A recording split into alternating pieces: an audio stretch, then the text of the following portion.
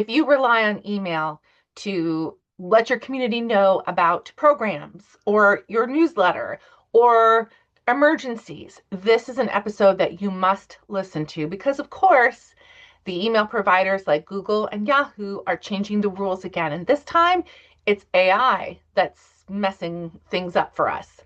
But don't worry, I have some tips for you on how to get around these changes ahead in this episode of the Library Marketing Show.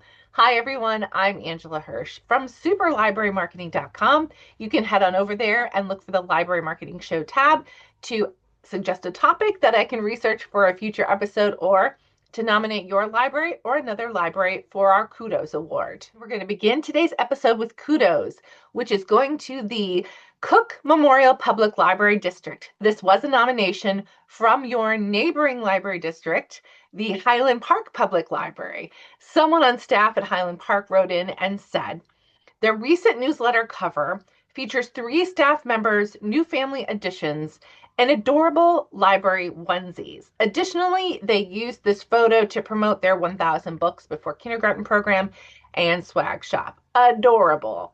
I think it's adorable too. If you want to see how adorable it is, I have a picture here. I also have a link down below. Great job, Cook Memorial Library District. All right, let's get into today's topic, which is how AI is messing with us again. Earlier this year, Google rolled out its new AI system, which is Gemini, and integrated it into Gmail. This is not just a feature update, it is a total shift in how people will see your emails. I have noticed AI is also integrated into Yahoo accounts. And just today, when I got into my work Outlook, Copilot, which is part of my library's AI system, was also integrated in that. So this is a trend that all email providers are headed to. So here's what you need to know. When there's AI working in an email provider, it means that your email is no longer judged, at least on first look, by human. It is going to be judged by AI. What is the AI doing? It is summarizing your email, it is ranking it, and it is deciding if it is worth the attention of the person to whom the email is subscribed. All right, so let's break down how this is going to impact us and how you can adjust your email to work with the AI instead of against it. Number 1, sending emails, it used to be all about timing. When should you send it? What time of day? What day of the week? That is no longer a thing that you need to worry about. Relevance is more important than timing. That's because these AI models prioritize messages based on the past behavior of the person receiving the email, the engagement of the person receiving the email, and the quality of the content in the email. You can get people to click regularly on your emails, they're going to see more of the emails that you send. If your emails are forgettable or easy for people to ignore, your emails are no longer going to be in the inbox, they'll end up in spam. The first line or the first sentence of your email matters a lot. Like, instead of the subject line, I want you to focus now on that first line of your email. And that is because AI is summarizing your email for the reader, and it is looking heavily at that first line to create the summarization. So if your email starts with, "Hi, here's what's going on at the library this month," that's what AI sees, that's what it's going to summarize, and that's not very compelling. So instead of that, you might try to be more specific. So like free resumes workshops coming Saturday, spots still available, something like that.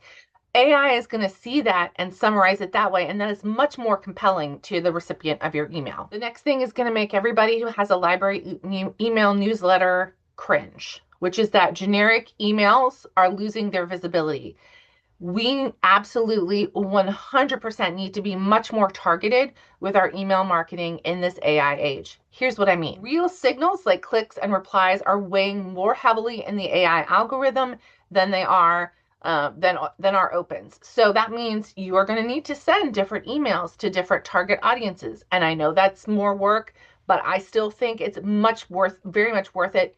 And I still know for a fact that email is the best way to reach your audiences. And here's the biggest thing, maybe of all. I continue to see libraries talking about their open rates for their emails. The open rate is so very not relevant anymore under this AI algorithm. I'm really sorry to be the one to tell you that, but The open rate is basically useless because you're going to get a hit on the open rate when Gmail or Yahoo, when their AI does the summary. That doesn't mean that a human saw that. What you want to start measuring are clicks. You might even try to get into getting people to reply to your email because that's going to boost your relevance. So I know this was a lot and it's kind of scary. I got it all from a piece in Social Media Today. I'll put it down below. The bottom line is that email is still such a good way to reach our communities, but we can't be lazy about it. We have to be focused and targeted. I'm curious, after hearing all of that, does it impact the way you think about your library's email marketing? Let's get a conversation started down in the comments because I'm curious to know. And that's it for today's episode of the Library Marketing Show. But my channel is full of other tips and tricks for library marketers. If you're interested in learning more, head to the next video and I'll meet you there.